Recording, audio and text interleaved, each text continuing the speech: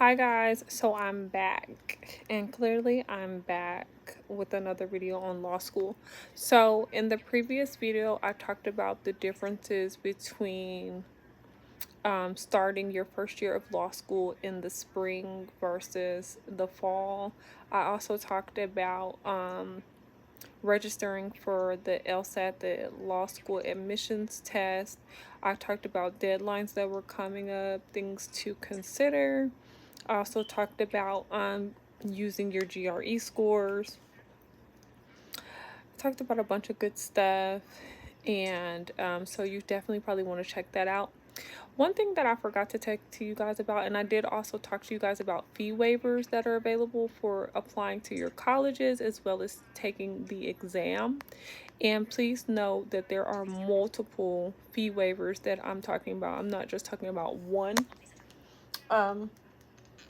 Although I will tell you that if you're approved for the LSAC fee waiver, then there are several schools that when you click on them and you add them to your school list inside of your student account, your LSAC account, that will automatically apply their fee waivers.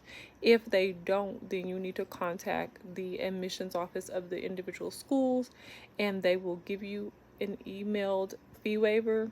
Some of the schools have you email them and request it, and they reply to that request with the fee waiver. But there are several fee waivers that you need to ask for, especially, and then some things you're just gonna have to pay for, like the credentialing system that's going to do your criminal background check. They're going to house your transcripts and legitimize and certify that these are actual transcripts from the colleges, and all of those things like that. You're gonna have to pay for that. I think it's like $45 if I remember correctly, but it's called the CAS system. But it's all there once you register, create your account on LSAC, Law School Admissions Council.org, lsac.org, then you will see it all there. And I will say, take every number down, save it in your phone, because you will be calling them quite a bit to confirm and reconfirm. And definitely, if you get denied for anything, appeal, because it really is that simple to appeal and get a reconsideration, and it ends up saving you hundreds of dollars. So it's definitely worth it. I'm a firm believer of you have not because you ask not. Now, for those of you all who need to request an accommodation like myself, the accommodations process is very simple as well. There is a link once you sign into your LSAC account. There is a link that says request accommodations or accommodations for testing. Both of those links, you can find them. You will complete the form and upload your supporting documents. There is a form that you can print that you can have your doctor fill out for you. But if you've ever attended school previously, which apparently you have, if you're going to law school, then you have an undergraduate degree, because that is a part of the necessity required, you know, doc. You need some undergrad GPA, because they're going to base a considerable amount of whether or not you get in off of your undergraduate GPA, right? So you got to have a bachelor's degree in order to get into law school, and you have to have an LSAT score, GRE score, or even GMAT. And I forgot to mention that in the last video. Some schools are taking your GMAT scores. Some schools are taking your MCAT scores. So if you were considering going to medical school and now you've decided, nope, I'm going to go to law school, you can use those MCAT scores. So all of it needs to be within 5 years. Some of those scores and some of the schools are saying 2 years. So you really just got to read those details to find out. But definitely explore your options, save those coins where you can. All right, and then remember, all of this will be a tax write-off for you, an educational expense, okay? Okay, so you're going to utilize any previous documentation you use for school, for accommodations, you can use that letter. So you can just pull it up out your email. I save everything. If you have a PDF or Google Docs or whatever you use to save, or just search through your email, you can pull that document right down and save it and upload it as a part of your accommodations request, and it is approved that quickly. There is an accommodations deadline. So for example, if you're going to take the LSAT in November, you have to have completed your accommodations request by September 29th. If you need assistance, meaning you do not have a computer or the things that are required to take on the exam, then there is an assistance process. There is a link for assistance, and you just need to complete that process as well by the deadline. The deadlines are listed when you see LSAT dates. That's right there as well. As soon as you log in, you can click on that. It has every single date. It has a date to request to reschedule, which happens to be all the way up to the day before the exam. There's a date there for you to ask for a refund if you change your mind and you paid for the LSAT exam. Then you can request for a full refund up until a certain date. They have all these different dates for you to know when and how to get it done. I will tell you guys that the excuse of not knowing will not work, and it says that like all over the place.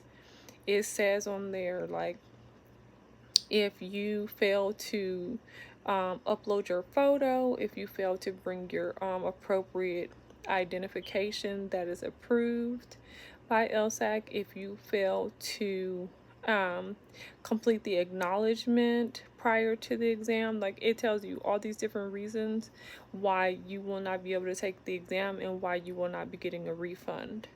So to give you guys an idea for a visually impaired person what an accommodation, a reasonable accommodation would be, are things like double time. So there's 4 parts to the LSAT exam, and so each one is at 35 minutes, and after you take the second portion, then you are allotted a 10-minute break.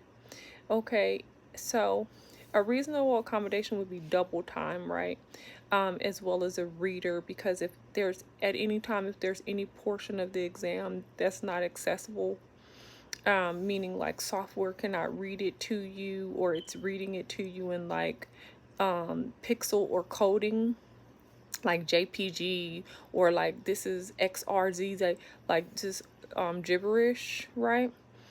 Then you would need someone there who is sighted to tell you, okay, this is what this is, and here's your options, or here's the question here, this is your question, and options A, this, B, this, C, that, which one do you want to pick, right? And then they'll choose that option for you if for some reason your keyboard options were not functioning, right? So you need someone there who's sighted to fill in the blanks for you.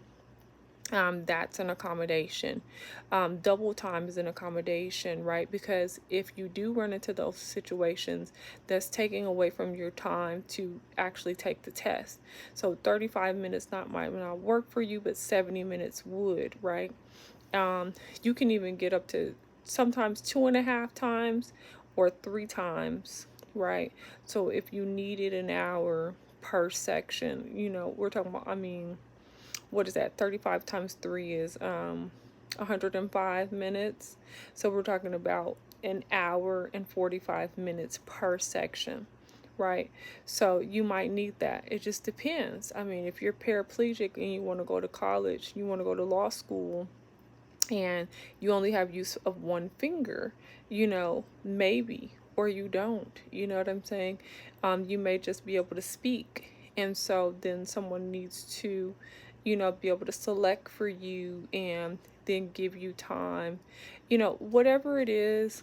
you have those accommodations, as long as you have medical documentation to support it, or if you've had previous approval for those accommodations, then LSAC is in agreement. You just provide the documentation, and that's the quickest and fastest way to get that accommodation approved. Of course, some people would need a break in between every section, right? Especially if you're doing an hour and 45 minutes per section, then a reasonable accommodation would be give me 5 minutes, 10 minutes to regroup before I go on to this next section, right?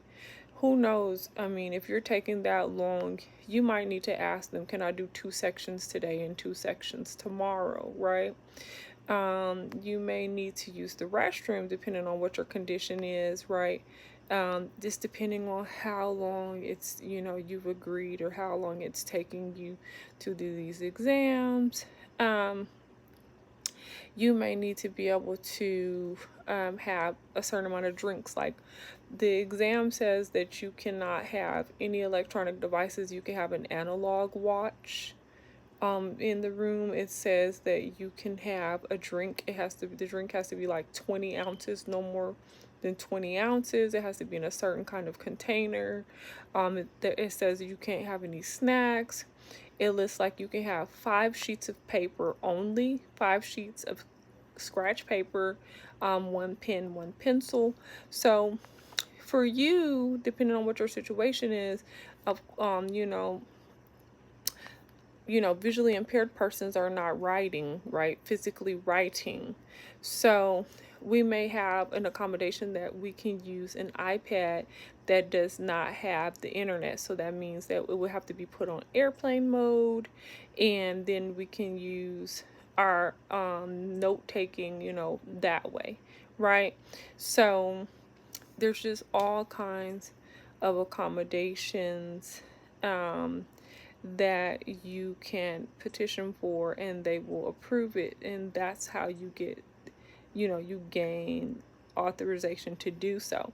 But if you don't ask for it prior to that date, you will not get it. It is not approved, and then you will have to go on and take the test. So the accommodations process is pretty smooth. They have a department dedicated. Like I said, the LSAC candidate assistance line is superiorly helpful if you're having a hard time. Also want to tell you guys, the majority of the functions on the website are accessed through using a PC. So you need to use a computer to get these things done. You will be highly frustrated if you're attempting to do it off your cell phone. I've already tried several times. I will tell you, if one thing that I have been able to do off of my cell phone, which I have an iPhone 13 Pro, one thing I've been able to do on there is search schools and add them to my schools list. I will tell you that once you get that fee waiver, there's only so many that you can add. I think it's a maximum of 5. And then after that, you have to pay per school to apply to them. So that's something to think about, and definitely to double check, because they're constantly revising their rules. So you need to ask, what are the max schools I could apply to under the fee waiver? And then go from there. So it's definitely a great resource if you're on your phone and you just want to log into your student account and check any status updates. I was able to upload a photo off of my phone. I was able to complete the acknowledgement and consent. So I was able to, go through that whole thing, agree, get that uploaded. When I was attempting to do the CAS system, where you're, you know, completing your background check, you are, submitting for your transcripts from your previous schools, stuff like that. I was able to do that on there. But as far as completing an application to college, as far as registering for LSAT, as far as completing my accommodations requests, things like that, and it says it on there, you need to use a PC. I even tried manipulating the formatting where you can go to that icon next to the URL. So like lsac.org up there, there's a formatting icon and you can choose request desktop version. And I thought that would help help. It did to an extent, but what happens is when you finish completing everything, you won't be able to save or submit, and it'll just keep wiping out the information. It's highly frustrating. Gotta follow instructions, guys. So I did not try on an iPad, so I don't know. I imagine the iPad Pro, you could get it done because iPad Pro is like, you know, a mini MacBook. So I would imagine you could get it done on an iPad Pro. I haven't tried it yet. I do have one. And if you guys want more information on the one I have, I did do an entire video unboxing it, so check that out, and actually installing it and getting it ready to go at the Apple Store. So let's do it, guys. Um, so those are the things that I have to say about that. So let nothing stop you. Where there's a will, there's a way. And, leave me a comment. Let me know where you're at, what you're thinking about, what you're doing. I love encouraging people to be their best. I love sharing information. I love being inspired by you all, and I love inspiring you all. So, anyway, I'll see you guys in the next video. Hugs and kisses, and good night.